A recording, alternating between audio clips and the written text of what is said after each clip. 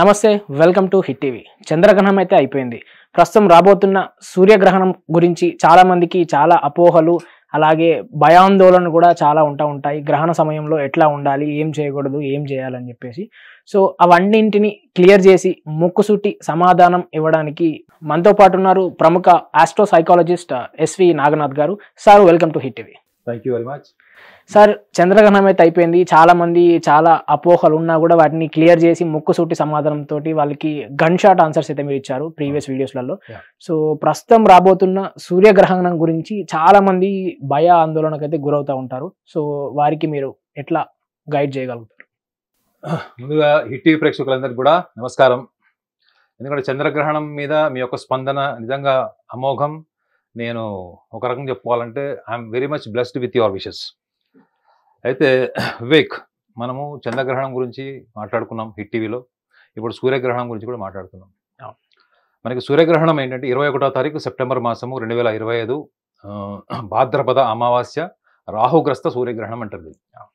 ఇది రాత్రి సుమారు 10:59 నుంచి, అంటే 21వ తారీఖు రాత్రి 10:59 నుంచి 22 అంటే తెల్లవారితే early hours of 3 hours 23 minutes అంటే 3:23 వరకు సుమారు ఈ యొక్క సూర్యగ్రహణ కాలం ఉంటుంది అన్నది ఒక క్యాల్కులేషన్.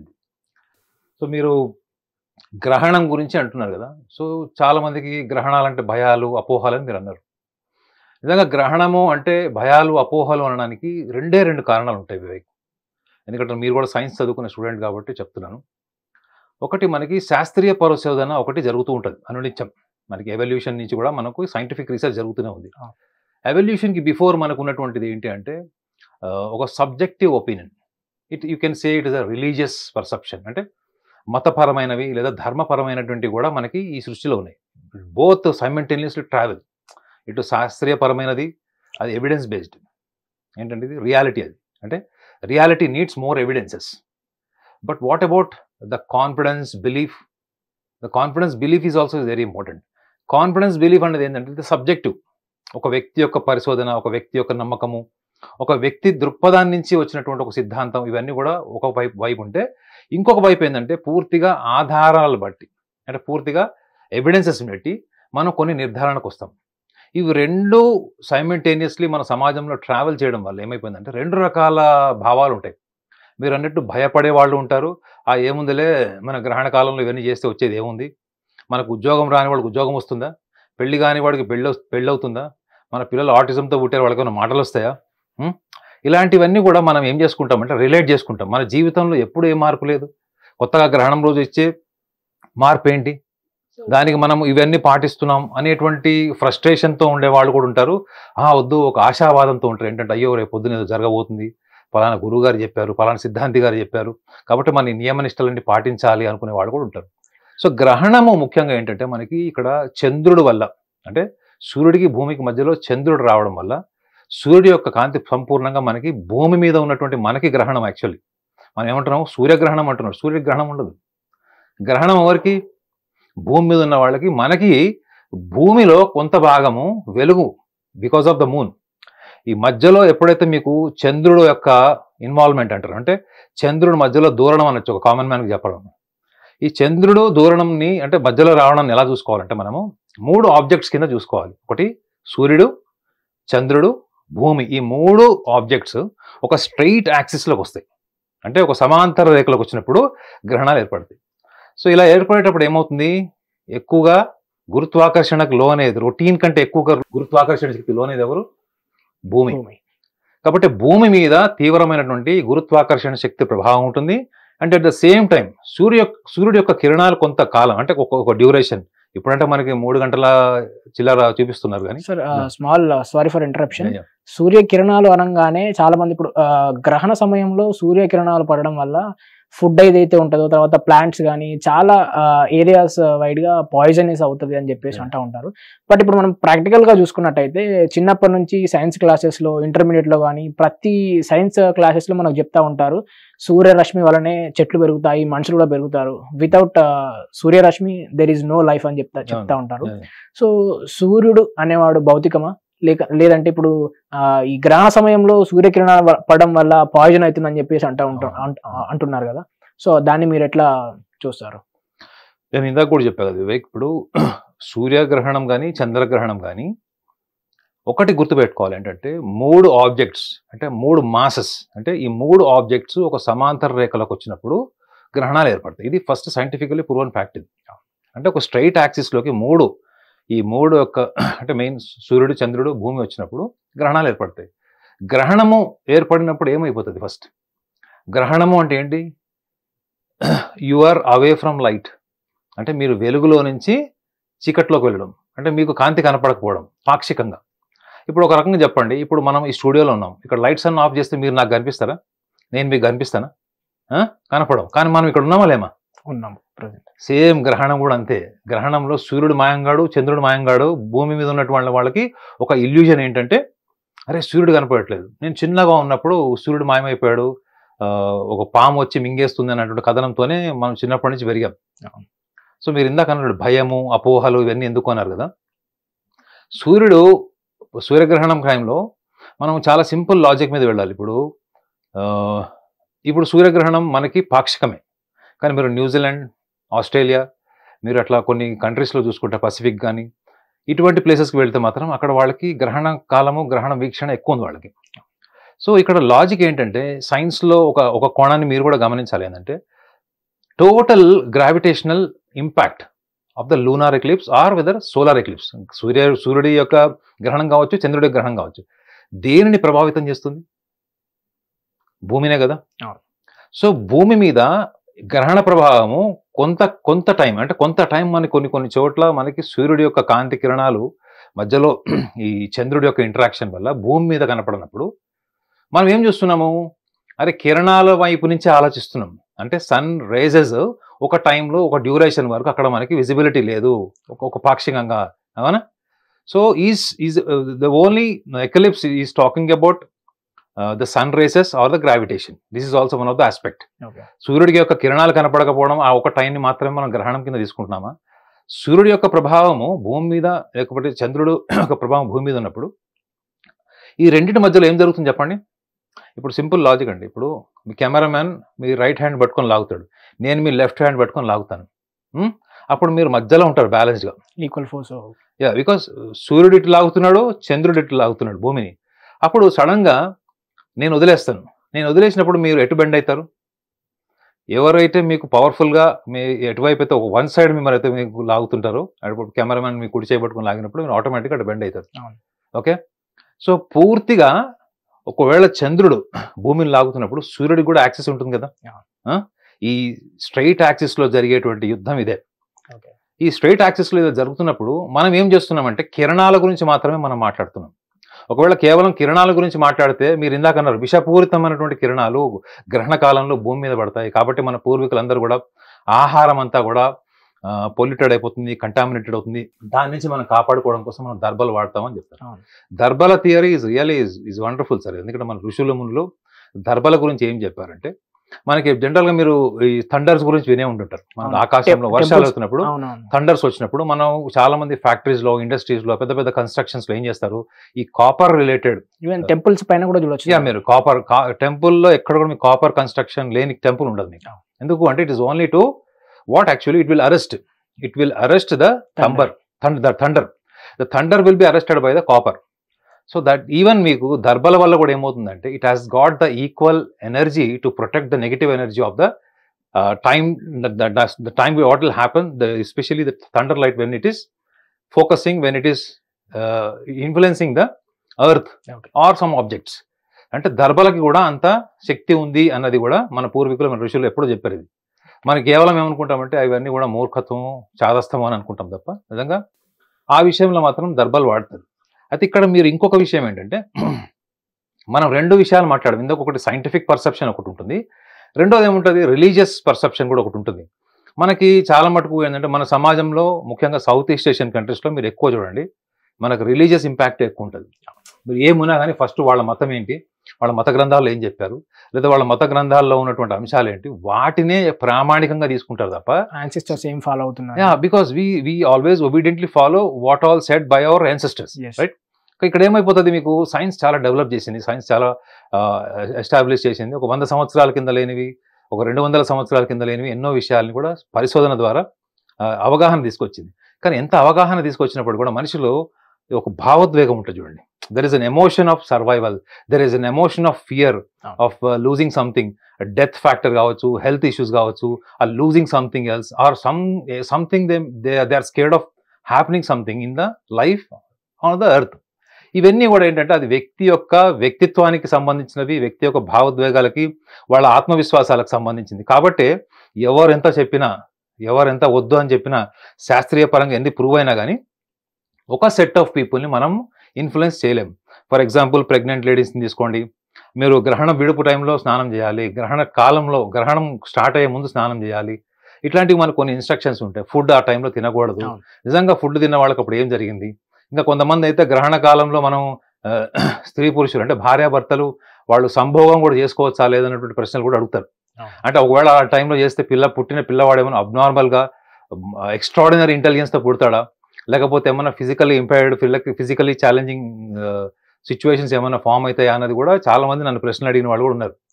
సో ఇక్కడ మెయిన్ చూసుకోవాల్సింది ఏంటి తెలుసా వివేక్, గ్రహణము అంటే సైంటిఫిక్గా చూసేవాళ్ళు ఒక సెట్ ఉంటే, గ్రహణము అంటే అది సృష్టిలో ఏదో జరగరాంది ఏదో జరుగుతుంది. ఆ జరిగే క్రమంలో మొన్న రీసెంట్గా కూడా ఎవరో చెప్తున్నారు, చంద్రగ్రహణ కాలంలో, మొన్న రీసెంట్గా వచ్చిన చంద్రగ్రహణ కాలంలో ముఖ్యంగా 5-6 పొలిటీషియన్లు అందరూ కూడా వాళ్ళ రాజకీయ ఉనికి కూడా కూలిపోయారు ఆ గ్రహణ కాలంలో అని కూడా ఒక విశ్లేషణ జరిగింది.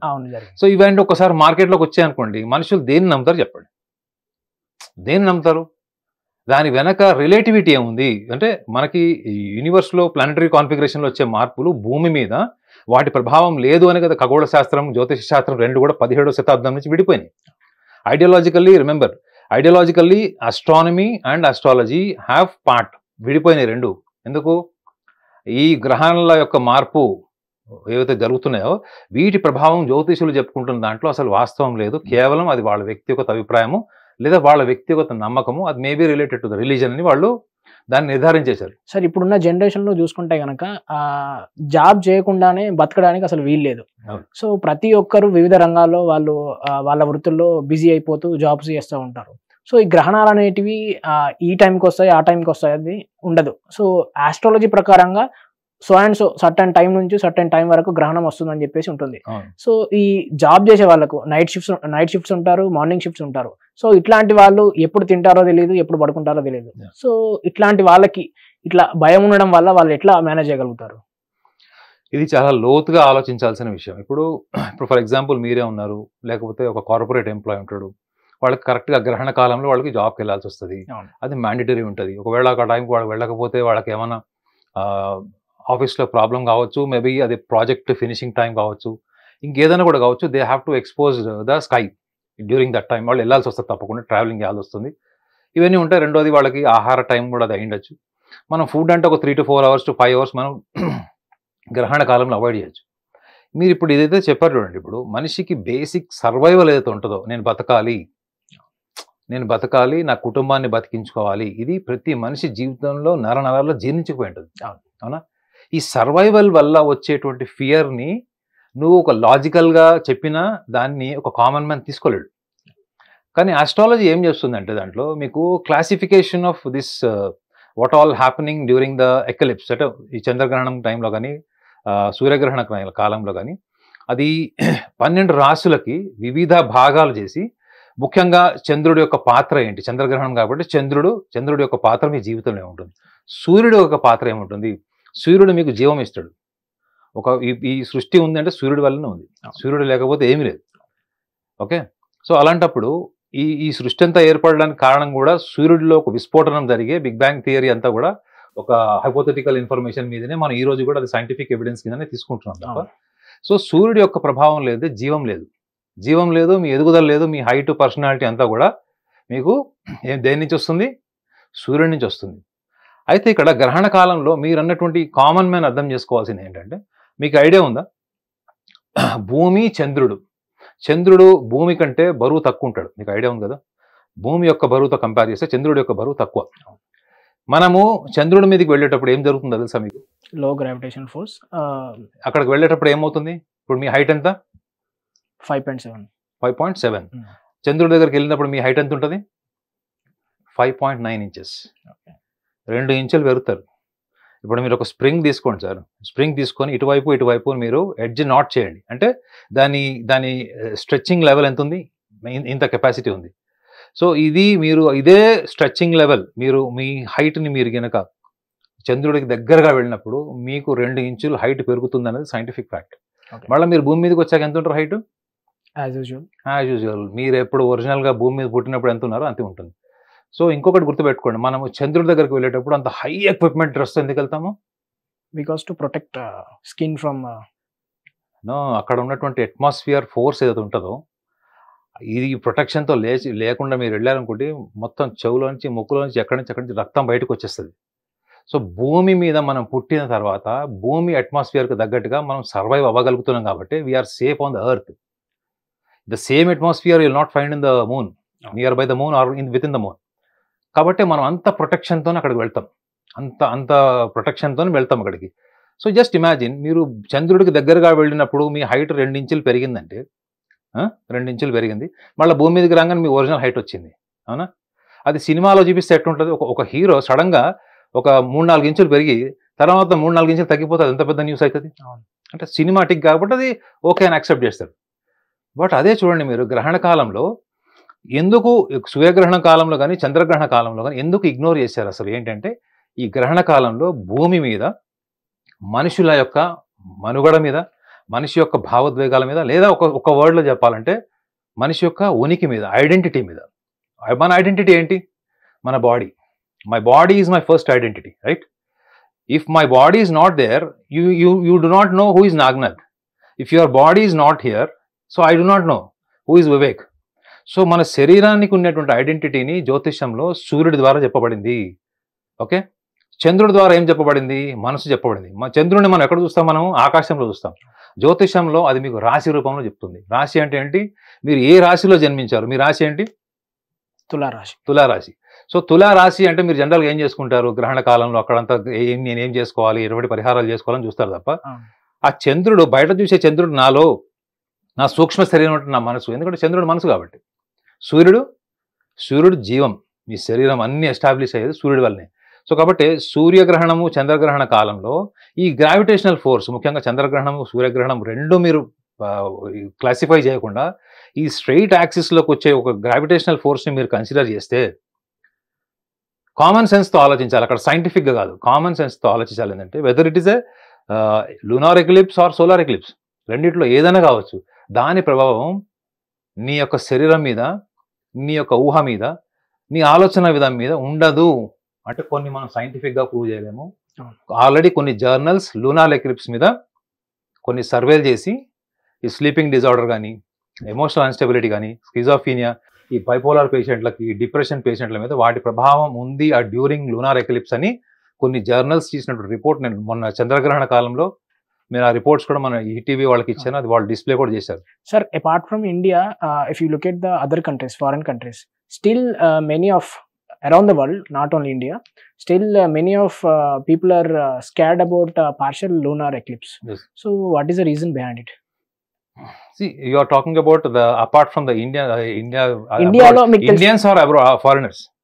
ఫారినర్స్ ఇండియాలో అయితే ఎట్లాగో ఫాలో అవుతూ ఉంటారు ఖచ్చితంగా ఈ గ్రహణాల గురించి, ప్రతి ఒక్కటి ట్రెడిషనల్ వేలో ఫాలో అవుతూ ఉంటారు. బట్ వేరే కంట్రీలో మన దగ్గర ఉన్న ట్రెడిషన్స్ వాళ్ళకి తెలియదు కదా. సో అక్కడ వీళ్ళు ఏ విధంగా తీసుకుంటారు దీన్ని?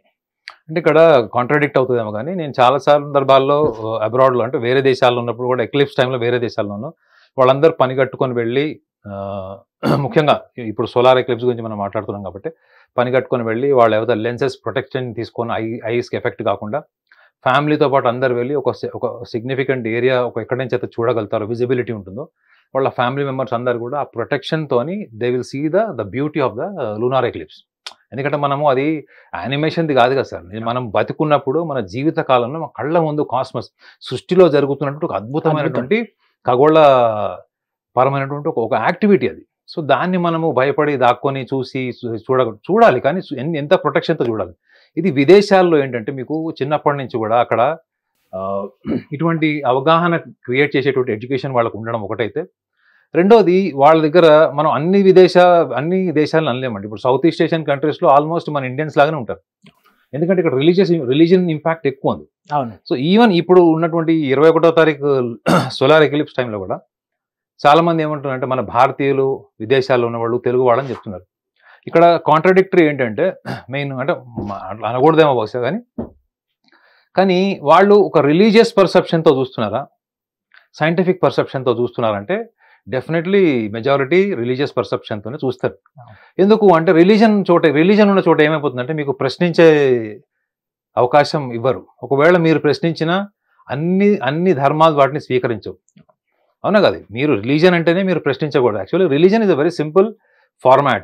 There are certain rules and regulations you have to follow to attain the better state of humanity, better state of consciousness. That is what is the religion.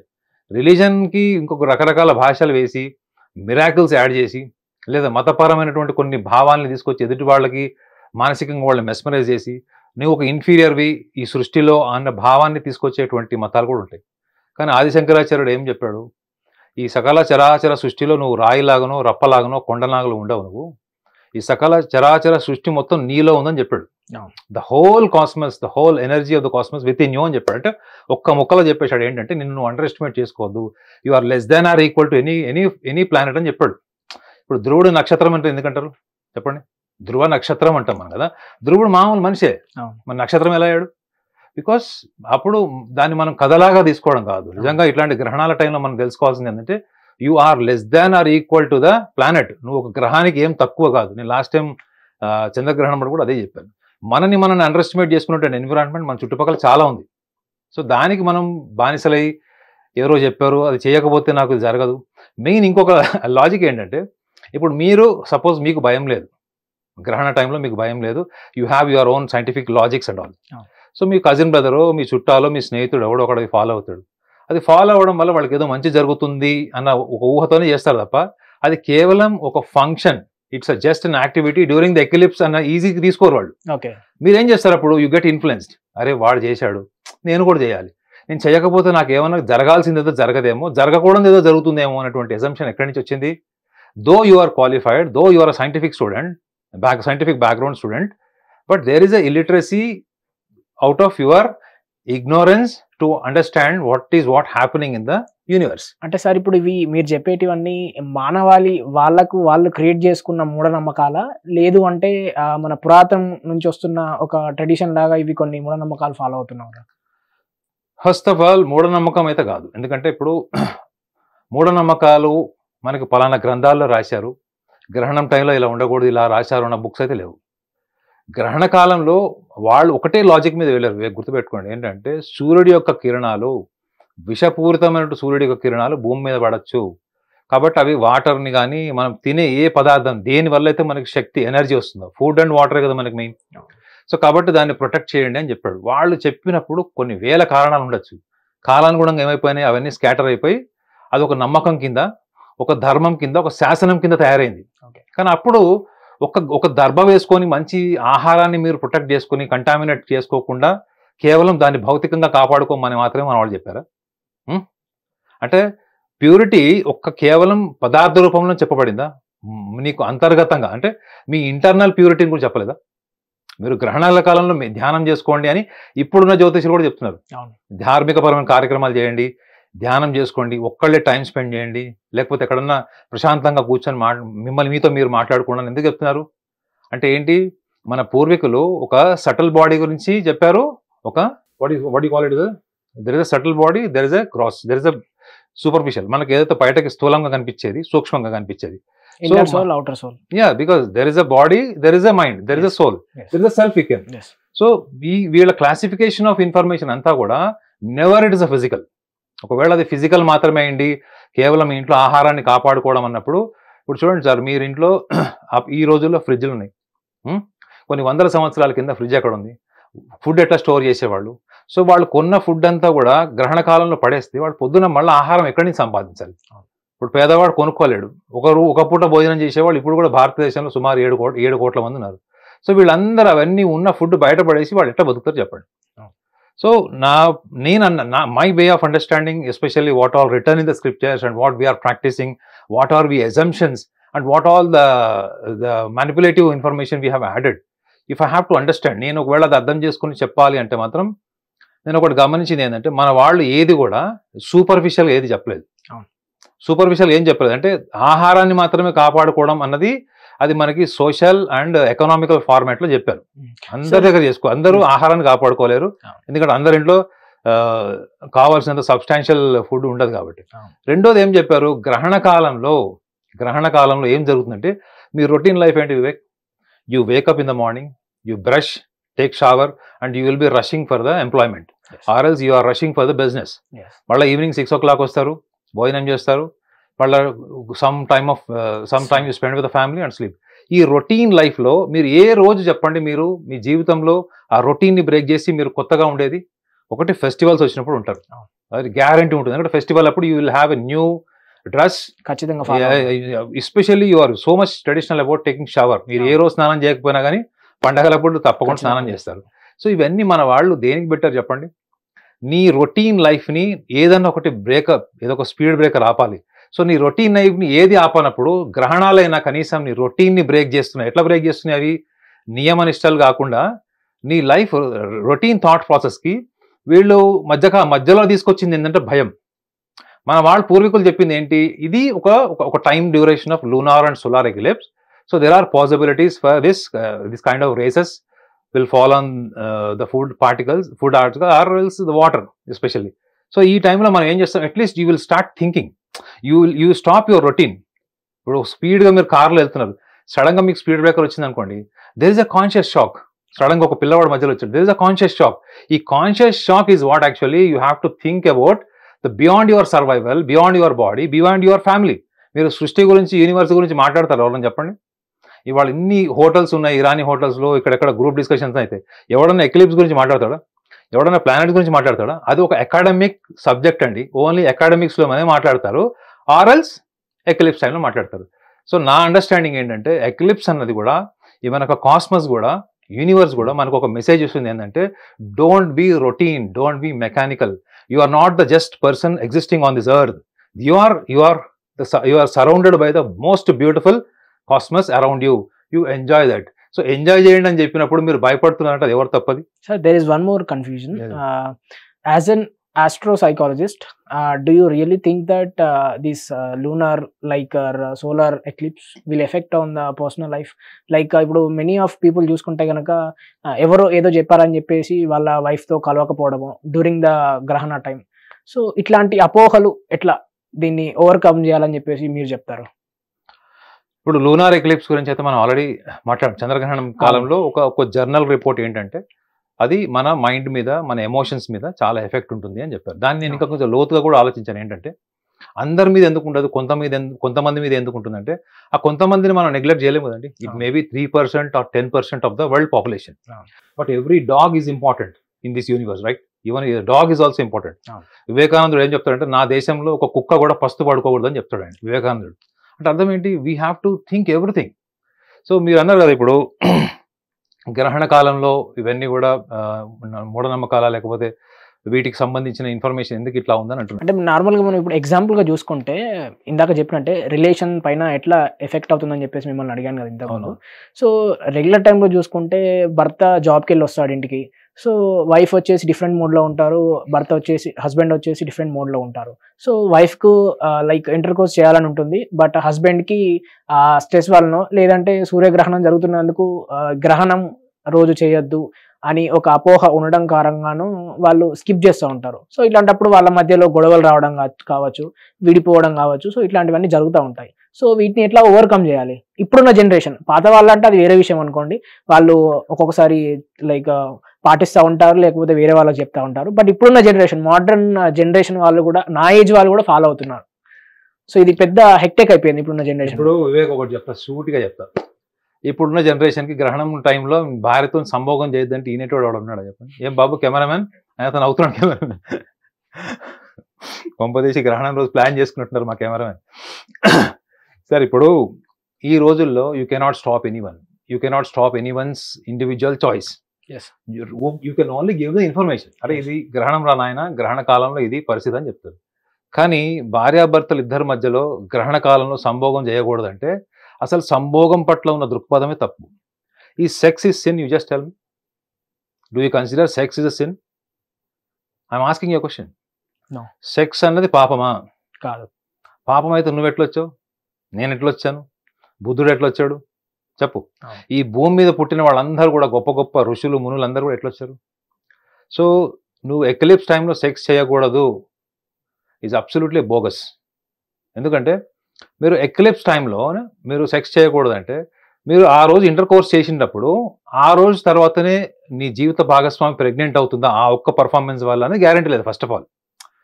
Because there are dates like ఇప్పుడు మీకు 18th day some danger date వాళ్ళకి ovulation time ఉంటుంది.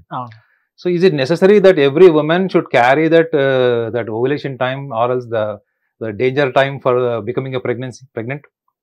So ముఖ్యంగా మనం గమనించాల్సింది ఏంటంటే first మన దృక్పథంలో ఏంటంటే ఆహారం తినడం కూడా మనం భయం పడతాం. ఎందుకు? ఈ ఆహారం తింటే ఏమవుతుంది? తొక్కలేదు నువ్వు సారీ మాట అంటున్నందుకు నీకు 20 ఏళ్ళు వచ్చినాయి, 50 ఏళ్ళు వచ్చినాయి, 60-70 ఏళ్ళు వచ్చినాయి. ఈ జీవితకాలం నీలో లేనటువంటి ప్యూరిటీ కేవలం ఆ ఒక్క రోజు నువ్వు ఆహారం తినడం వల్ల నువ్వు ఇన్ప్యూర్ అవుతావో చెప్పండి. పోనీ నువ్వు అన్ని పాటించి పొద్దున లేచి ఏం చేస్తున్నావు? మీ అన్నదమ్ముల ఆస్తి తగాదాల్లో నువ్వు జెన్యూన్గా ఉంటున్నావా? నువ్వు వెళ్ళి హౌస్ ట్యాక్స్ ఎగ్గొట్టి నువ్వు బ్రోకర్ని పెట్టుకొని మధ్యలో ట్యాక్స్ కడుతున్నావు కదా, ట్యాక్స్ కూడా ఎగ్గొడుతున్నావు కదా. ఈ పార్ట్ తీసుకుంటే ఒక చిన్న ఎగ్జాంపుల్ ఇంకొకటి చెప్తున్నాను. నువ్వు క్షేత్రాలకు వెళ్ళి అక్కడ లైన్లో నుంచి ఉంటావా? ఎప్పుడు తొందరగా వెళ్ళిపోవాలని దర్శనం అయిపోద్దా? ఆ విగ్రహం అక్కడనే ఉంటుంది, ఎప్పుడు పారిపోదు. 7 తరబడి నుంచి 1000 సంవత్సరాల నుంచి విగ్రహం అనే ఉంటుంది. అయినా మనం ఉరుకుతుంటాం అన్నట్టు, పారిపోతాడు ఉరుకుతుంటాం మనం. అది చెప్పండి అలా అవుతుందా? చివరికి మనము ప్రసాదం తీసుకునే చోట కూడా బ్రోకర్ల ఏజెంట్లను పెట్టుకొని మన ప్రసాదం మనం తీసుకుంటున్నాం. So purity is a higher level word actually. Purity is not something just స్నానం వల్ల ప్యూరిటీ రాదు, జస్ట్ మనం తినే ఆహారం వల్ల ప్యూరిటీ రాదు. బట్ ప్యూరిటీ అన్నది ఇప్పుడు ఫర్ ఎగ్జాంపుల్ నేను గురుపదేశం తీసుకున్నాను, ఒక 18 years క్రాస్ అయిపోయింది. సో సెల్ఫ్ కుకింగ్, నేనే ఫుడ్ వండుకొని తింటాను, బయట ఫుడ్ తినను. ఇది అందరికీ తెలుసు, మన ఛానల్లో కాదు ఏ టీవీ ఛానల్ అయినా చెప్తారు ఇది. నేను బయట ఫుడ్ తినను. మాక్సిమం ఐ లీట్ స్నాక్స్, ఇవి బిస్కెట్స్ కానీ అవన్నీ తింటాను. ఎక్కువ నేను వండిన ఫుడ్ తిన్నాను, ఇంట్లోనే తింటాను. ఇప్పుడు నాకు ఒక ఎక్స్పీరియన్స్ ఉంది. నేను మీ ఇంట్లో మీ ఇంటికి వచ్చి నేను ఒక 2-3 రోజులు ఉండి మీ ఇంట్లో భోజనం చేస్తే నా కాన్స్టిట్యూషన్లో చేంజెస్ వస్తాయి, నా ఎమోషన్లో చేంజెస్ వస్తాయి. So what I have to understand, వండే మనిషి యొక్క భావోద్వేగాలు తినేవాడి మీద ఉంటాయని కానీ మనకి వేదంలో కూడా ఉంది. So your mind is because of the food what you eat is even ఈ scientific research in German and other countries. కేవలం ఆ ఒక్క రోజు నువ్వు భోజనం చేయడం వల్ల నువ్వు ప్యూర్ ఎట్లా అవుతావు, నువ్వు ఇన్ప్యూర్ ఎట్లా అవుతావు. భయం ఏంటి చెప్పండి? పాయిజనస్ అయిపోతుంది, చచ్చిపోతానేమో తింటే. Is a fear actually. భయంతో కూడిన ఇప్పుడు చనిపోతావు సార్. ఇప్పుడు ఆహారం తింటే నువ్వు చనిపోతావు, అది చాలు కదా. ఒక మనిషిని బెదిరించాలంటే అరే నువ్వు ఇవాళ భోజనం చేసావంటే నువ్వు మొత్తం ఇక నువ్వు రెడీగా ఉండాలరా, నీకు ఇంటి ముందు నిచ్చెన వేసి పెడతారని చెప్తారంటే వాడు భయపడతాడు కదా. సో భయం వల్ల వచ్చిందే తప్ప గ్రహణ కాలంలో నువ్వు సంభోగం చేయడం వల్ల ప్రపంచానికి ఒక నోబెల్ ప్రైజ్ కొడుకు రాడు. ఏం బాబు కెమెరామెన్ బాగా నవ్వుతున్నావు? గ్రహణ కాలంలో సంభోగం చేస్తే నీ కూతురు పోయి నోబెల్ ప్రైజ్ తీసుకొస్తుందా? అది లేదు. సో కాబట్టి కొత్తగా మీరు వచ్చి చేసి అందులో వేసేది ఏం లేదు. But what you have to understand is, సూర్యుడి యొక్క ప్రభావం వల్ల నీకు శరీరము ఒక జీవం వచ్చింది, చంద్రుడి యొక్క ప్రభావం వల్ల నీకు భావోద్వేగాలు వచ్చినాయి. శరీరము మనస్సు ఒక మనం ఆత్మ అని చెప్పచ్చు. అంటే ఆత్మ, శరీరము, మనసు, ఈ మూడింటి గురించి మనకి ఏమి ప్రస్తావించినా మన ఋషులు వీటికి ఇంటర్లింక్ చేసే చెప్పారు తప్ప సూపర్ఫిషియల్గా పైన జరిగింది పైన చేసుకోండి కాబట్టి మీ జీవితంలో అద్భుతాలు. ఇంత అజ్ఞానం పెరిగిపోయిందంటే ఆ గ్రహణ కాలంలో మనం ఇది చెయ్యకపోతే మనకు కలిసి రావాల్సింది ఏదో రాదేమో, ఉద్యోగం రాదేమో. రేపు ఇంటర్వ్యూ ఉంది, గ్రహణం నెక్స్ట్ డే మార్నింగ్ నాకు ఉద్యోగం ఉంది, ఇంటర్వ్యూ ఉంది, ఫైనల్ ఇంటర్వ్యూ. ఒకవేళ నేను కర్మగాలి ఇంటర్వ్యూ ఫెయిల్ అయితే నేను రాత్రి భోజనం చేశాను, నేను ప్రకృతి నియమాన్ని విరుద్ధంగా వెళ్ళాను, నా ధర్మసూత్రాలకు విరుద్ధంగా వెళ్ళాను అని చెప్తాడు తప్ప అరే అది ఒక కోఇన్సిడెన్స్ అన్నది తీసుకోలేడు. సో ప్రతిదీ కూడా మీరు ఆబ్జెక్టివ్ లైఫ్తోని మీరు రిలేట్ చేసినప్పుడు మీకు ఏమైపోతుంది? Objective success based business center start అవుతాయి. Got my point. On the name of rituals, మనం ఏవైతే మన పరిహారాలు అంటాం చూడండి, ఈ పరిహారాల పేరు మీద వ్యాపారం జరుగుతుంది తప్ప నిజంగా గ్రహణ కాలంలో చేయాల్సిందంటూ ఏదైనా ఉంది అనుకుంటే జ్యోతిష శాస్త్రంలో చాలా స్పష్టమైనటువంటి విషయాలు చెప్పారు ద్వాదశ రాశులు బేస్ చేసి. సార్ ఇప్పుడు ఆడవాళ్ళలో చూసుకుంటే కనుక వాళ్ళు గ్రహణ సమయాలలో కొంచెం భయపడుతూ ఉంటారు. Do you think really there is any link between eclipse cycle and women menstrual cycle? Of course, ఎందుకంటే ఇప్పుడు ఇది వెరీ ఇంట్రెస్టింగ్ క్వశ్చన్. ఎందుకంటే ఇప్పుడు భూమికి చంద్రుడికి మధ్యలో డిస్టెన్స్ ఉంటుంది, సమ్ 23.5 degrees ఒక కౌంట్ ఉంటుంది అందులో. ఈ డిస్టెన్స్ వల్లనే ఈ డిస్టెన్స్ వల్లనే, అంటే చంద్రుడికి భూమికి మధ్యలో ఉన్నటువంటి ఈ డిస్టెన్స్ వల్లనే మనకి ఈ 27 రోజుల సర్కిల్ ఏదైతే ఉంటుందో, సైకిల్ ఉంటుందో మనకి 27, ఇది కూడా ఆడవాళ్ళకి కూడా మెన్సెస్ అంటే మెన్స్ట్రల్ సైకిల్లో ఇది కూడా దీని ప్రభావం ఉంటుందని ఒక యూనివర్సిటీ ఫిజిక్స్ ప్రొఫెసర్ మనోహర్ గారు నాతో చెప్పారు. ఓకే, అంటే ఇది scientifically accepted theory are it may be proven అని అడిగాను అనమాట. So it will be proved అని చెప్పాడు ఆయన. అంటే భూమికి చంద్రుడికి మధ్యలో, అంటే చంద్రుడి ప్రభావం గురించి చెప్పాడు ఆయన. చంద్రగ్రహణ కాలంలో చంద్రుడి యొక్క ప్రభావము ఎంత తీవ్రంగా ఉంటుంది అంటే ఈవెన్ మనకి మహిళలకి ఎస్పెషల్లీ అది ఎవ్రీ 27 డేస్కి వాళ్ళకి ఏదైతే మెన్స్ట్రల్ సైకిల్ ఉంటుందో దాని ప్రభావం కూడా ఏంటంటే it's a distance between the moon and earth అని చెప్పాడు ఆయన. దానికి డిగ్రీస్ కౌంట్ కూడా చెప్పాడు ఆయన, 23.5 ఇఫ్ ఐఎమ్ రైట్. సో ఈ యొక్క గ్రహణం ముఖ్యంగా అంటే ఇప్పుడు సూర్యగ్రహణం తీసుకుంటే ఎట్లా ఉండబోతుంది వీళ్ళకి? ఇప్పుడు సూర్యగ్రహణం గురించి చెప్తాను. ఇప్పుడు సూర్యగ్రహణం ఏంటి, ప్రెగ్నెంట్ లేడీస్ గురించి మాట్లాడతారు మన దగ్గర. మనం చిన్నప్పటి నుంచి కూడా ఏం మాట్లాడుకున్నాము, we talk about pregnant ladies should not expose to the eclipse, ఇవన్నీ మాట్లాడతారు. అయితే దాన్ని సైంటిఫికల్లీ దాన్ని ఇరాడికేట్ చేశారు. దాన్ని scientifically there is no harm అని చెప్పారు. ఓకే, సో దాన్ని మనము రిలీజియస్లీ కాకుండా కామన్ సెన్స్తో ఆలోచిద్దాం. ఒక 7th మంత్ తర్వాత రీసెంట్ సర్వే, అంటే లాస్ట్ ఒక 7-8 years బ్యాక్ జరిగిన సర్వే రిపోర్ట్ ఏంటంటే, నేను కూడా డిబేట్కి వెళ్ళాను అక్కడ. 6 months తర్వాత చైల్డ్ ఇన్ ద వూమ్, గర్భసంచిలో ఉన్న పిల్లవాడు కమ్యూనికేషన్ చేస్తున్నాడట. కమ్యూనికేషన్ చేస్తుంటే ఎట్లా చేశారు రీసెర్చ్ అంటే, ఆ గర్భసంచిలో ఉన్నప్పుడు తల్లి ఒక మ్యూజిక్ వినేది, డైలీ ఆ మ్యూజిక్ వినేది ఒక టైంలో. సో పిల్లవాడు పుట్టిన తర్వాత బాగా ఏడుస్తున్నప్పుడు ఆ మ్యూజిక్ ఆన్ చేసినప్పుడు ఆ పిల్లవాడు ఏడుపు మానేశాడు. So where the memory the child grabbed, ఆ మెమరీ ఆ పిల్లవాడు ఎక్కడి నుంచి వచ్చింది, ఎంటర్టైన్మెంట్ మెమరీ ఎక్కడి నుంచి వచ్చింది, అంటే అక్కడి నుంచి కూడా మీకు ఒక state of observation, state of learning, state of experience ఉన్నట్టా లేదా? దీన్ని సైన్స్ ప్రూవ్ చేయలేదు, కానీ సైకాలజీ దీనికి ఆన్సర్ చెప్తుంది. విన్నారా వివేక్? సైకాలజీ ఏం ఆన్సర్ చెప్తుంది అంటే దీనికి, మీరు ఉన్నట్టుండి ఆల్ ఆఫ్ ఎ సడన్ మీరు సంపన్నుల పిల్లలు, మీ నాన్న కోటీశ్వరుడు, you are only the son, సడన్గా మీరు సన్యాసం తీసేసుకోనో, లేకపోతే ఒక ఇస్కాన్ టెంపుల్కి వెళ్ళిపోవడమో, లేకపోతే ఒక మాంక్ లాగా అయిపోతారు. మీ ఆస్తి కొన్ని 100 కోట్లు ఉంటుంది, మీరు కూడా ఐఐటీలో ఎంబీబీఎస్ కానీ మనం ఏదైతే డ్రీమ్ ఎడ్యుకేషన్ అనుకుంటాం అలాంటి హయ్యర్ కోర్స్లో ఉంటారు, సడన్గా మీరు వెళ్ళిపోతారు. ఎందుకు చెప్పండి? సైకాలజీ ఏం చెప్పిందంటే, ఎర్లీ 80s సైకాలజిస్టులు ఇది వాళ్ళు థీసిస్ రాశారు. ఇది గర్భసంచిలో ఉన్నటువంటి శిశువుకి ఒక అట్మాస్ఫియర్ ఉంటుంది.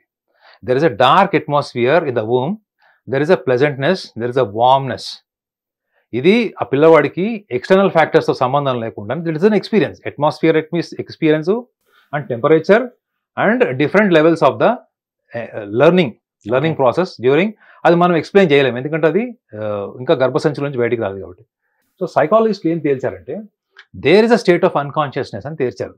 అంటే మీ అన్కాన్షియస్ మైండ్లో కూడా గర్భసంచిలో ఉన్నప్పుడు కూడా శిశువుకి అనుభవం ఉంది కాబట్టి అది కాన్షియస్ మైండ్లోకి వచ్చి evolution consciously evolved this external వరల్డ్కి వచ్చినప్పుడు జీవితంలో కొన్ని వైరాగ్యం కావచ్చు, ఫ్రస్ట్రేషన్ కావచ్చు, లేకపోతే మెచ్యూరిటీ కూడా కావచ్చు, వీటి వల్ల కూడా వాళ్ళు సడన్గా వైరాగ్య ధోరణికి వెళ్ళిపోయి ఈ కుటుంబము, ఇవన్నీ డబ్బు, గుర్తింపు ఇవన్నీ వదిలేసి, భౌతికపరమైన సుఖ సంతోషాలు వదిలేసి వాళ్ళు వైరాగ్య స్థితికి వెళ్ళడానికి కారణం కూడా తల్లి గర్భసంచిలో వూమ్లో ఉన్నటువంటి శిశువు యొక్క అనుభూతులే స్టేట్ ఆఫ్ అన్కాన్షియస్నెస్ అంటారు. అంటే ఒక మనిషికి ఉన్నటువంటి అంతర్చేతనంలో ఉన్నటువంటి అనుభవాలు గర్భసంచిలోవి.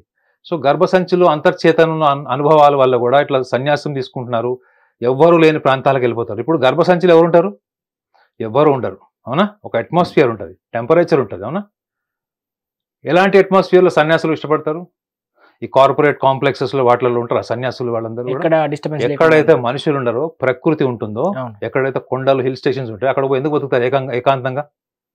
సో ఈ స్టేట్ ఆఫ్ అన్కాన్షియస్నెస్ అన్నది మీకు గర్భసంచిలో అనుభవంతో ఉన్నప్పుడు, అనుభవం అన్నది మీ ప్రభావం మీ అంతర్చేతన మీద ఉన్నప్పుడు, ముఖ్యంగా గర్భిణీ స్త్రీలు 6వ మాసం తర్వాత, ఇది చాలా మంది మహిళలు తెలుసుకోవాల్సిన విషయం ఏంటంటే, 6 months తర్వాత మీ పిల్లవాడు కమ్యూనికేషన్ నేర్చుకుంటున్నాడు అన్నది ఇంకొక రీసెర్చ్ చేశారు. తల్లి గర్భంతో ఉంది, 7వ నెల, హస్బెండ్ రోజు ఆమెకు రైట్ సైడ్ పడుకుంటాడు. పడుకున్నప్పుడు ఆమెకు పడుకునే ముందు గుడ్ నైట్ చెప్పి పడుకుంటే ఆ పిల్లవాడు రైట్ సైడ్ కాలుతో తంతున్నాడట. గర్భసంచిలో రైట్ సైడ్ తంతున్నాడు. ఎన్నిసార్లు గుడ్ నైట్ చెప్తే అన్నిసార్లు తంతున్నాడు. What does it mean? He is also saying good night. ఇది వెస్టర్న్ కంట్రీస్ లో జరిగింది. ఇది నేను ఊహాత్మకంగా చెప్పట్లేదు. దీని ఎవిడెన్సెస్ తోని ఒక ఎలక్ట్రానిక్ మీడియా డిబేట్ చేస్తే నేను గెస్ట్ గా వెళ్ళాను. నాతో పాటు ఒక గైనకాలజిస్ట్ ఉండే, ఒక ఏథీస్ట్ కూడా దాంట్లో పార్టిసిపేట్ చేశారు. దాన్ని వాళ్ళు శ్రీకృష్ణుడు అభిమన్యుడికి చెప్పినటువంటి ఒక స్టోరీ ఉంది కదా అప్పట్లో గర్భంలో ఉన్నప్పుడు, దాంతో రిలేట్ చేశారు వాళ్ళు. అంటే శిశువు గర్భంలో ఉన్నప్పుడు వాళ్ళు మెయిన్ గా తీసుకోవాల్సిన జాగ్రత్తలు ఏంటి డ్యూరింగ్ ఎక్లిప్స్ టైంలో? అయితే ఇప్పుడు ఎక్లిప్స్ టైంలోనే కాదండి, actually I don't accept this. Because మీరు ఒక ఆత్మని బయటికి తీసుకొస్తున్నారు. You are producing a soul, you are not just producing something object, just an object without life కాదు కదా. తల్లి ఎప్పుడైతే ఒక స్త్రీ ఎప్పుడైతే తల్లిగా తన అంటే ఎప్పుడైతే కన్ఫర్మేషన్ ఆఫ్ ద ప్రెగ్నెన్సీ ఉంటుందో అప్పటి నుంచి ఆమె ప్రతి విషయంలో జాగ్రత్తలు తీసుకోవాలి. అంటే కేవలం 6 నెలల తర్వాత కమ్యూనికేషన్ నేర్చుకుంటున్నాడు కాదు, మీరు తినే ఆహారము మీ స్లీపింగ్ టైమ్సే కాకుండా మీరు ఎలాంటి మాటలు మాట్లాడుతున్నారు, ఎలాంటి మాటలు వింటున్నారు, ఎటువంటి సమాజంతో కలుస్తున్నారు, ఎటువంటి సమాజాన్ని స్వీకరిస్తున్నారు, ఇది చాలా చాలా ఇంపార్టెంట్. కేవలం ఆహారం అని మాట్లాడతాం మనం తప్ప మనము ఇంకా ఆ స్థాయికి వెళ్ళలేదు. కానీ కొన్ని దేశాల్లో ప్రెగ్నెంట్ ఉమెన్ని డెలివరీ అయ్యే వరకు కూడా చాలా ఒక హోలిస్టిక్ అంటే ఒక స్పిరిచువల్ ఎన్విరాన్మెంట్లో పెడతారు. సో దట్ ఏంటంటే హై ఐక్యూతో పుడతాడు పిల్లవాడు అని. ఆ టైంలో వాళ్ళు చాలా స్పిరిచువల్ చాంటింగ్ కానీ, మంచి స్పిరిచువల్ బుక్స్ కానీ, ధ్యానము ఇట్లాంటివన్నీ కూడా ఎందుకు చేస్తారు వాళ్ళు వాళ్ళ కోసం చేయరు సార్. ఒక పిల్లవాడిని, ఒక శిశువుని భూమి మీద తెచ్చేటప్పుడు వాళ్ళ నైతిక బాధ్యత అది. What we have to give. బయట ప్రపంచానికి వచ్చిన తర్వాత ఎట్లనో దౌర్భాగ్య బాల్యమే ఉంటుంది, అవునా కదా. మీరు పిల్లవాడి కోరికలను తీర్చగలరా? మీరు చెప్పండి. పిల్లవాడి కోరికలన్నీ తీర్చే సమాజమే లేదు ఇక్కడ, అది జరగదు కూడా. అది వాళ్ళ కోరికకి హద్దు లేదు కదా. సో కనీసం మీరు గర్భసంచిలో ఉన్నప్పుడైనా ఒక మంచి ఉన్నతమైనటువంటి అట్మాస్ఫియర్ ఇవ్వండి. ఆ అట్మాస్ఫియర్ని ఎలా ఇస్తున్నారు ఇప్పుడు చూడండి. ఒక శిశువు జన్మించిన తర్వాత తల్లి తీసుకునే ఆహారం పదార్థ రూపంలో కావచ్చు, లిక్విడ్ ఫామ్లో కూడా కావచ్చు, ఆ పిల్లవాడికి ఎఫెక్ట్ అవుతుందా లేదా? తల్లి పాల ద్వారా ఎఫెక్ట్ అవుతుందా లేదా? ఈమెకు కోల్డ్ ఉంటే ఆ పిల్లవాడు కూడా కోల్డ్ వస్తుంది. ఇవి చాలా సైంటిఫికల్ ప్రూవ్ అయినాయి. సో తల్లి ఏం రిప్రజెంట్ చేస్తుంది? తన బాడీ ద్వారా ఆ పిల్లవాడి ఎమోషన్స్ ని, బయాలజీని ఇన్ఫ్లుయెన్స్ చేస్తున్నప్పుడు గర్భసంచిలో ఉన్నప్పుడు ఎందుకు ఎఫెక్ట్ ఉండదు? దానికి ఎక్లిప్స్ ఒకటే ఎందుకు మనం తీసుకోవాలి? బట్ ఎక్లిప్స్ టైంలో ఏంటంటే మళ్ళీ ఈ ఛాందస భావాల జోలికి వెళ్ళకూడదు. గ్రహణం చూడంగానే లోపల పిల్లవాడికి ఫిజికల్లీ ఛాలెంజ్గా పుడతాడు, మూతి వంకరతో పుడతాడు, లేకపోతే మెంటల్ ఇల్నెస్ ఉంటుంది. ఇది సంబంధం లేదండి. శిశు జన్మానికి మెంటల్ ఇల్నెస్ ఉందంటే జెనెటిక్ ఫ్యాక్టర్ ఉంటుంది ఒకటి, ఇది అంగవైకల్యంతో పుడితే. లేదో మన దగ్గర జెనెటిక్ ఫ్యాక్టర్ అంటే కూడా ఒప్పుకోడు. మొన్న రీసెంట్గా కూడా ఒక క్లయింట్ని చూశాను. పిల్లవాడు అందంగా పుట్టలేదని బాధపడుతున్నాడు తప్ప చాలా మందికి పిల్లలే లేరు నాయన, కనీసం నీకు పిల్లవాడనే పుట్టాడని చెప్పాను. ఆ పిల్లవాడు అందంగా లేడని చెప్పి బాధపడుతున్నాడు. ఎందుకంటే తన భార్య చాలా అందంగా ఉంటుంది. అంటే ఎంత బేసిక్ లెవెల్ సమాజంలో ఉన్నాం చూడండి. సో కాబట్టి గర్భసంచిలో ఉన్నప్పుడు జాగ్రత్తలు తీసుకోకపోవడం వల్ల కూడా చాలా మంది పిల్లల్లో హయ్యర్ ఐక్యూ లేకపోవడం, లేజీగా ఉండడము, లేకపోతే వైలెంట్గా ఉండడం, ఇలాంటి పాసిబిలిటీస్ కూడా ఉంటాయి. కానీ దాన్ని మనం సైంటిఫిక్గా ప్రూవ్ చేయాలంటే మాత్రం పూర్తిగా సాధ్యం కాదు. హిట్ టీవీ యాప్, ఇందులో short news, live news, entertainment shows, movies, digital magazines తో పాటు మీ జిల్లా వార్తలను కూడా ఫ్రీగా చూడొచ్చు. ఇంకెందుకు ఆలస్యం, వెంటనే హిట్ టీవీ యాప్ ని డౌన్లోడ్ చేసుకుని ఫ్రీగా ఎంటర్టైన్మెంట్ పొందండి. Hit TV app. Hit TV app. Please download hit TV app. Hit TV app ని ఫ్రీగా డౌన్లోడ్ చేసుకుని ఎంజాయ్ చేయండి. మీకు నచ్చిన ఎంటర్టైన్మెంట్ కోసం హిట్ టీవీ యాప్ ని ఫ్రీగా డౌన్లోడ్ చేసుకుని ఎంజాయ్ చేయండి. హిట్ టీవీ యాప్ ని డౌన్లోడ్ చేసుకుని ఆస్వాదించండి, ఆశీర్వదించండి. ఇంతమంది సెలబ్రిటీలు హిట్ టీవీ యాప్ ని డౌన్లోడ్ చేసుకోండి అని చెప్తున్నారంటే ఎంత మంచి యాప్ ఆలోచించండి. అమెరికా అమెరికా అమెరికా అమెరికాలో చదవాలనుకునే వాళ్ళకి విశ్వసనీయమైన పేరు మన శౌర్య కన్సల్టెన్సీ. UK లో 1 year masters, UK లో 1 year masters, 2 years work permit up to 5 years visa. Contact Shaurya Consultancy. Contact 89851 89851.